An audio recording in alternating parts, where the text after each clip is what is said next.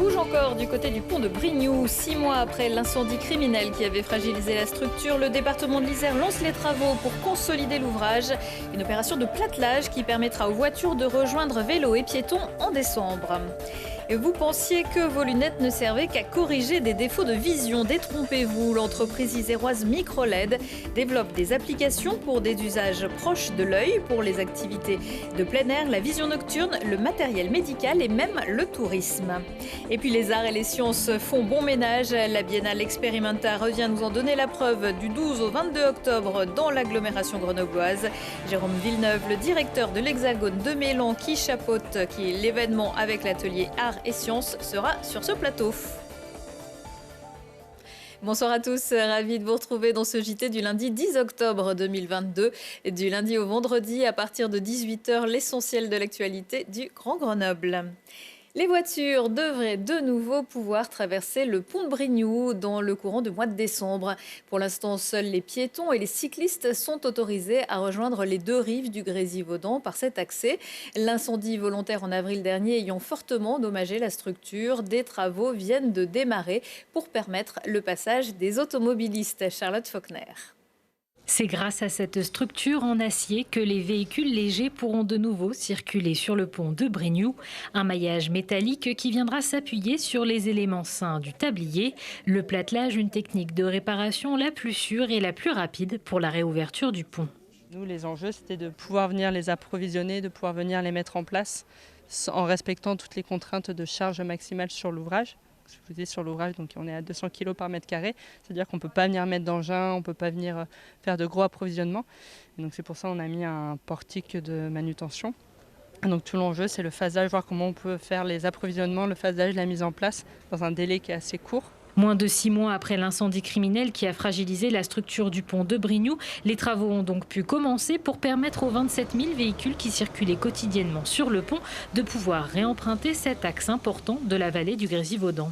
Notre urgence était de trouver des solutions techniques que nous avons trouvées avec la mise en place d'un plancher qui va venir s'appuyer sur les pièces béton qui, après expertise, n'ont pas ou moins été impactées par l'incendie. Je redis que le lendemain de l'incendie, nous avions encore 70 degrés de température sur le tablier. Donc c'est pour montrer comme cet attentat a été d'une violence extrême sur l'ouvrage. Malgré ces travaux, les poids lourds ne pourront pas emprunter le pont pour des questions de résistance du platelage. Des portiques seront posés de chaque côté du pont pour s'assurer que les véhicules de plus de 3,5 tonnes et de 2,50 m de haut ne circulent pas sur le pont. Un pont provisoire qui sera par la suite démoli pour laisser place à un nouvel accès. D'ores et déjà, nous avons lancé les études pour la construction d'un pont définitif en amont de celui-ci. Alors le positionnement sera définitif lorsque toutes les études auront été faites. Mais sur ce pont définitif pourront passer bien évidemment les voitures, bien évidemment les poids lourds, mais aussi les vélos, les piétons et les cargos vélos. Donc ce sera un équipement complet. Coût total du chantier 1 million d'euros, une somme entièrement prise en charge par le département de l'Isère. Le pont de Brignoux devrait rouvrir pour la fin de l'année. Quant au pont définitif, celui-ci devrait voir le jour en 2026. Et pour permettre d'ici là aux poids lourds et utilitaires concernés de passer d'une rive à l'autre, le département et les collectivités vont baliser les itinéraires dans la vallée. Michel Destaut sort de sa retraite, le président de Inventé à gauche, ainsi que Laurent Geoffrin, président des Engagés, et Jean-Christophe Cambadélis, président de Nouvelles Sociétés, tous des présidents, publient une tribune dans Le Monde pour prôner une union politique de l'Union européenne en faveur du Parti socialiste. Ils annoncent également le lancement jeudi d'un lab de la social-démocratie. Le 14 mai dernier, les anciens rocardiens avaient déjà lancé un manifeste pour la social-démocratie dans le quotidien, avec un retentissement assez limité, il faut bien le dire. Michel Destaut a été remplacé à la mairie de Grenoble par Éric Piolle en 2014 et à l'Assemblée nationale en 2017 par la LREM Émilie Chalas. Un siège de nouveau à gauche, mais pas la même gauche, depuis le printemps avec la LFI Elisa Martin. Si vous aussi, vous avez une idée, vous pouvez, comme les éléphants du PS, vous lancer un nouveau défi. Grenoble-Alpes Métropole relance l'événement Je crée ma boîte ce mardi de 13h30 à 18h30 au Stade des Alpes. Un forum avec des conférences, des ateliers, entreprendre autrement et financer son projet. Et puis des rendez-vous individuels avec des professionnels de la création d'entreprises. L'entrée est libre, les inscriptions aux différentes propositions se font le jour même sur place. Une boîte qui voit loin, Microled. L'entreprise grenobloise développe des micro-écrans et s'affiche sur ce secteur comme le leader européen et le numéro 2 mondial derrière Sony grâce à une technologie unique. Arthur Glory. Eh bien non, ce ne sont pas des écrans pour micro-humains, mais bien pour nos appareils du quotidien. Caméras, lunettes thermiques ou encore appareils photo, les micro-écrans sont déjà partout et nous permettent de rapprocher notre œil au plus près de l'action. Et dans ce domaine, Microled est leader. L'entreprise grenobloise a réalisé sur l'année 2020 un chiffre d'affaires de plus de 20 millions d'euros, un bilan augmenté de 77% grâce à cette technologie méconnue. Aujourd'hui, principalement en termes de chiffre d'affaires, sur 2020, c'est principalement notre activité cœur de micro-écrans, puisqu'on a créé la société en 2007, donc ça fait 15 ans, et on vend ces micro-écrans partout dans le monde, principalement à l'export, puisqu'on fait 97% de notre chiffre à l'export, et donc ils sont utilisés dans des applications professionnelles, pour la sécurité. Donc ça, c'est notre cœur de métier, et c'est comme ça qu'on a développé la société. Et ces micro-écrans vont être de plus en plus utilisés. Imaginez maintenant mettre une paire de lunettes et grâce à un micro-écran pouvoir voir en temps réel votre fréquence cardiaque ou le nombre de kilomètres parcourus. Cette technologie ouvre la voie à la réalité augmentée et avec ces lunettes, Microled s'attaque au monde du sport. Alors, le premier cas d'usage, bien sûr, et là c'est pour ça qu'on a fait ce premier produit avec Jules Beau, c'est le sport. Parce que c'est un cas d'usage simple et que tout le monde comprend. C'est-à-dire que maintenant, les gens qui vont courir ou faire du vélo vont utiliser une montre connectée ou une application pour mesurer leur performance, etc. Et donc là, ça vous amène en affichage tête haute, un petit peu comme dans l'affichage tête haute d'une voiture, vos données qui viennent de votre montre. Mais cette innovation ne s'arrête pas qu'au sport. On peut très bien imaginer des GPS en réalité augmentée ou encore des informations en temps réel pour le tourisme par exemple. Grâce à cette innovation, Microled s'ouvre le champ des possibles. Et l'entreprise vient d'annoncer faire le nécessaire pour rentrer en bourse. Cette dernière compte sur le marché public pour lever des fonds rapidement et atteindre 50 millions de ventes en 2024. Microled qui devrait encore faire parler d'elle à l'occasion d'Experimenta. On y reviendra dans quelques minutes. La patate, record du monde battu samedi pour le plus grand gratin dauphinois du monde, cuisiné place de Verdun à Grenoble à l'occasion de la 12e descente des alpages. 23 mètres carrés de gratin composé de 1,3 tonne de pommes de terre, 350 litres de crème, 4 kilos d'ail. Devant la crème de la crème, jusqu'à 1 millier de gourmands à défiler pour goûter la spécialité que le monde entier nous envie.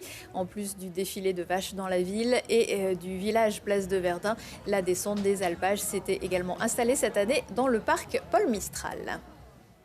Après ces agapes, un peu de sport, ça peut pas faire de mal. Ce sera dans le Sport Express à la fin de ce JT. En attendant quelques résultats, le GF38 poursuit son chemin avec des hauts et des bas, mais il progresse vers le haut du classement de Ligue 2.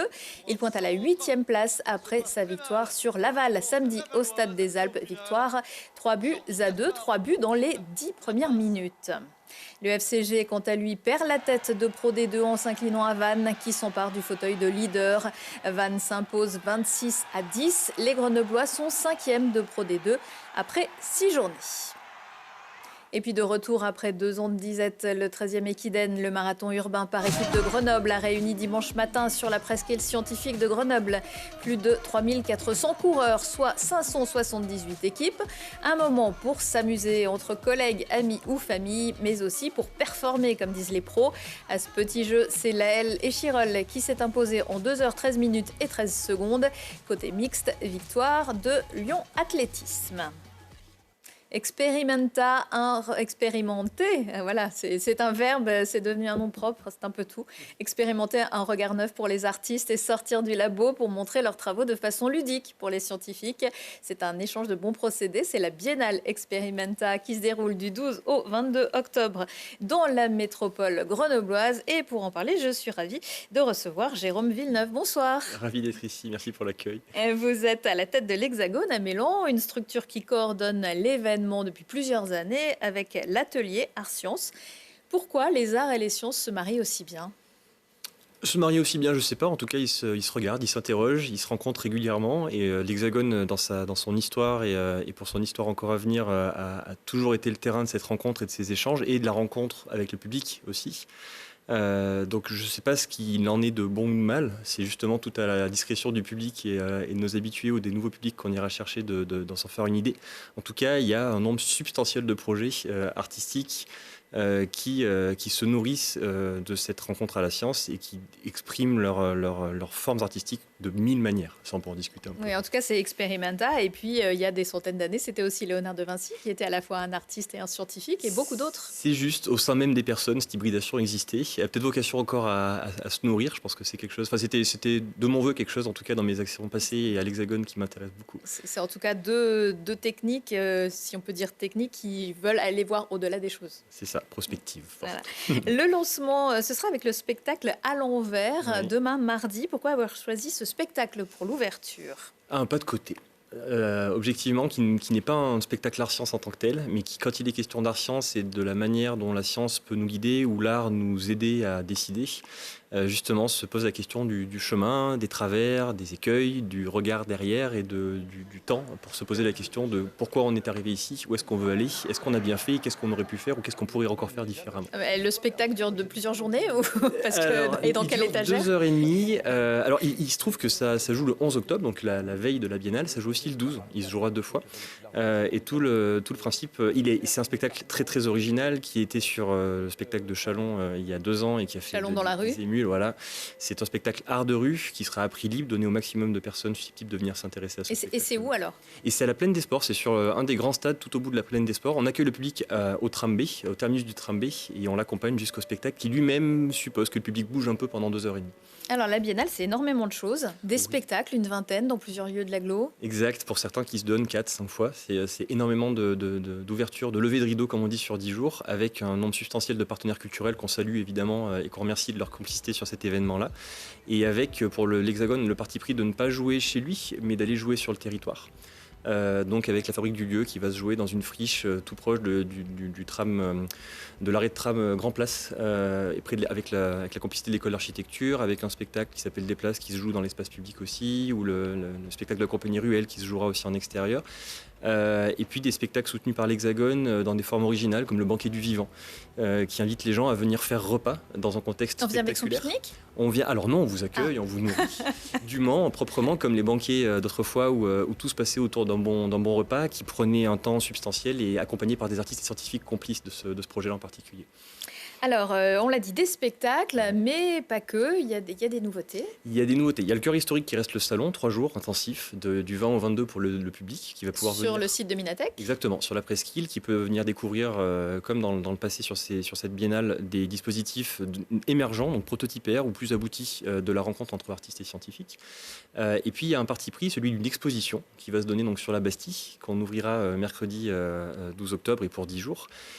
Qui notamment, lui, invoque des formes plus proches des arts numériques, donc des formes qui sont nourries de cette rencontre entre art et science, mais qui sont allées vers des dispositifs plutôt typés art numérique, qui sont des œuvres plutôt déjà reconnues dans ces réseaux-là et qu'on aura la capacité à offrir au public sur la Bastille pendant 10 jours. Je crois qu'il va être question des NFT, ces fameuses œuvres Alors, numériques. pas forcément trop dans nos sujets immédiats, mais en revanche, toutes ces questions de la porosité entre finalement nos vies au sens large et le numérique comme un outil soit de création, soit de communication, soit de vente, soit de contrôle, hein. C'est des thématiques qui sont vraiment très proches de ce qu'on questionne et que les artistes questionnent fort, seront forcément dans nos thématiques et pourront satisfaire le public, je pense. Alors, sans aller jusqu'au métavers, est-ce que vous pouvez nous parler un peu des lunettes Jules Verne? Il y a un lien avec Microled. C'est juste. Microled est un des partenaires autour d'un projet qui est conduit avec la compagnie Les Petites Utopies, qui est accompagnée depuis 2 ans en résidence par l'atelier Art Science. Qui justement propose une création qui est spectacle vivant, qui est performé dans l'espace public, en déambulation, qui sera en point de départ, qui prendra l'office du tourisme pendant une dizaine de journées pour accueillir le public et faire ressortir de la ville et de certaines de ses personnalités émérites un bout d'histoire, des confidences ingénieuses, comme dit Bruno Tircuir, qui est responsable de cette compagnie. Voilà, et des lunettes qui ont donc été fabriquées, on le voit, dans les locaux de Microled. Merci beaucoup, Jérôme Villeneuve. Merci à vous pour cette invitation. On rappelle que la Biennale Experimenta, c'est du 12 au 22 octobre. Et puis, on peut avoir tout le programme sur votre site internet www.experimenta.fr. Merci. Merci à vous. Et on poursuit l'agenda. Après l'été, l'automne, en attendant l'hiver et le printemps, les 4 saisons avec un peu de Vivaldi. C'est l'un des airs préférés de la compagnie L'Escabeau.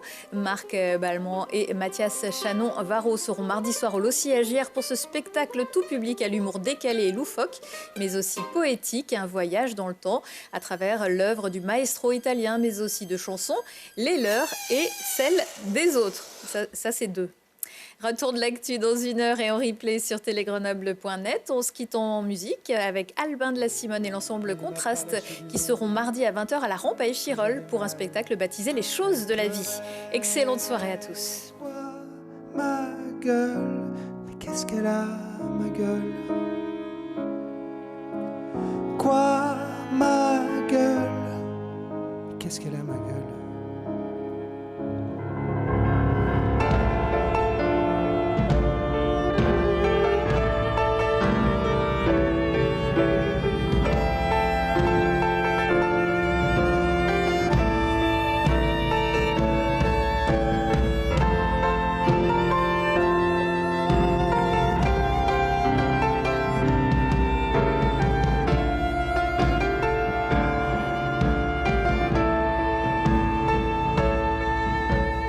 Quoi, ma gueule?